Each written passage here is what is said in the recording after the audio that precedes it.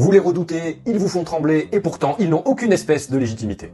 Attention, grosse bombe, la vérité sur les huissiers de justice. Réjouissez-vous, d'une, leur statut n'est pas légal, de deux, avec quelques connaissances, on les met en PLS. Je vous explique.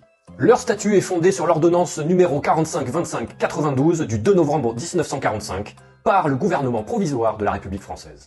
Pour que cette ordonnance soit applicable, elle doit être publiée au journal officiel. Or, il n'y a aucune preuve de sa publication effective. Mais auparavant, il aurait fallu que le statut d'huissier soit promulgué par une autorité légitime. Or, le gouvernement de l'époque était un gouvernement de fait. Charles de Gaulle créa le Comité français de libération nationale, qu'il renomma gouvernement provisoire de la République française.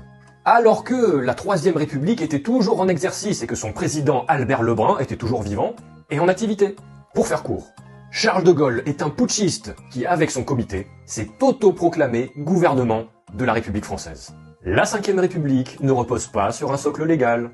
Raison pour laquelle aujourd'hui nous avons Jupiter Macron Ier et tous ses prédécesseurs illégitimes qui pillent allègrement le pays.